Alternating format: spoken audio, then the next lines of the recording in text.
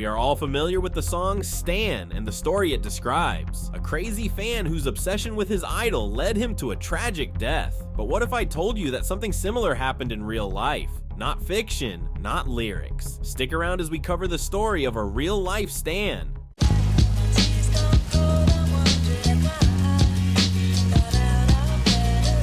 Contrary to what you may be thinking now, the story we are describing today was not the inspiration for Eminem's legendary song. In fact, it happened 7 years after the release of the third single from the Marshall Mathers LP, and all because of this guy. Kyle Spratt, an aspiring Canadian rapper from Windsor, Ontario.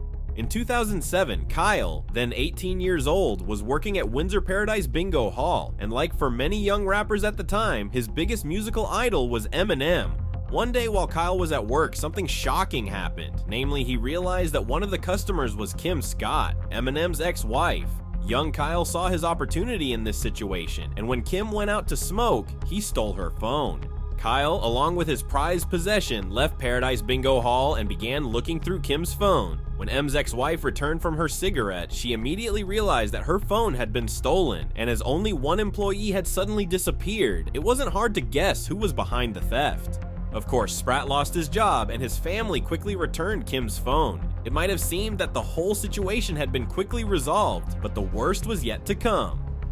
Kim realized that her phone was missing a SIM card. Kyle, who kept the card, was able to access all the numbers from Kim's contacts through it, including, of course, the one to Eminem himself. What's more, he came into possession of a personal home number to the Detroit rapper. What do you think he decided to do in this situation? You guessed right, he called the number. The phone was answered by a man in whom Kyle allegedly recognized Eminem himself. As an aspiring rapper, Spratt wanted Marshall to listen to his demo during the call. However, the man on the other end of the receiver insisted that it was a mistake, and there was no one named Marshall in that house. This really pissed young Kyle off. In an interview with The Star, he said, "He was a real dick. He pretended it wasn't him, and he did a fake voice."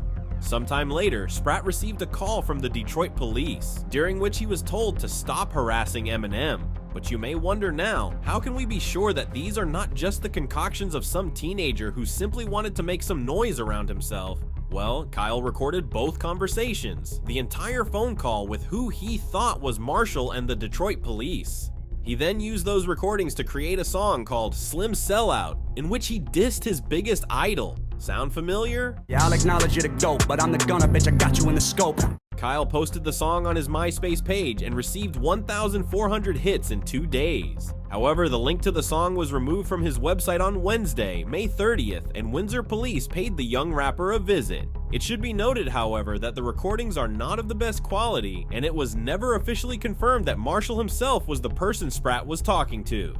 The diss itself contains some interesting verses. Apart from the most common thing in disses, criticism of Eminem's tracks, which in itself is hypocritical given that only a short while earlier, Kyle was a big fan of his. Spratt also touches on more personal issues.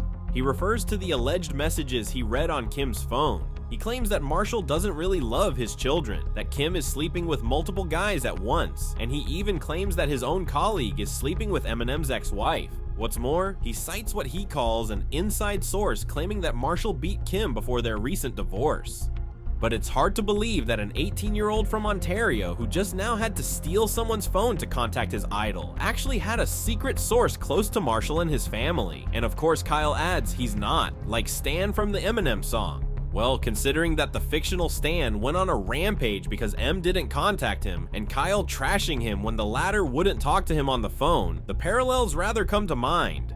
After publishing Slim Sellout, Spratt wrote, "I see the irony in everyone's only insult to me as an Eminem wannabe and the fact that I now ripped him. I don't care if he comes back, I don't care if he hears it, but I'm almost positive he will. Fuck Eminem." At this point, after several scuffles with the police, probably most people would have given up. Well, Kyle was not like most. The angry teenager didn't give up and wanted to squeeze as much as possible out of the whole situation for himself. According to a Windsor police official, the Detroit Police Department contacted them about Spratt. It turned out that Kyle, in another attempt to achieve his goal, had begun harassing Kim. According to her, Kyle threatened that if Kim did not help him get some kind of promotion from Eminem, he would publish on the internet pictures of their children, which he had previously downloaded from her phone. However, Sprat himself claimed in an interview with The Star that Kim misinterpreted his messages and he only wanted to scare her. I was text messaging back and forth with Kim Mathers, and she was being pretty rude to me, so I said something to the effect of wait until I get a hold of paparazzi. But like, I was just trying to get her going. It did get her going. She assumed that I took pictures off her phone, which I did not. If Sprat is to be believed, police searched his computer and found no photos. They said that Kim thinks that I'm going to put out pictures of her kids that were on the phone, which is not true. Kim was just doing that to stir the pot. Kyle was lucky in part, and that's because, in the end, neither Kim nor Marshall decided to press charges against him. Apparently, they decided that losing his job was punishment enough for him. However, the Windsor Police Department took a different view. They charged Sprat with theft and possession of stolen property. These charges drew media attention to the whole case. As a result, Kyle was able to give several interviews and share his story. During one of them, he said, "I'm just really desperate to get my music heard. I'm not having a good life, and I feel that my music could really help me if I really made it." In the end, Kyle was sentenced to a year's probation and a $230 fine. You have to admit that this is rather not too bad for harassment and intimidation of the family of the world's greatest rapper.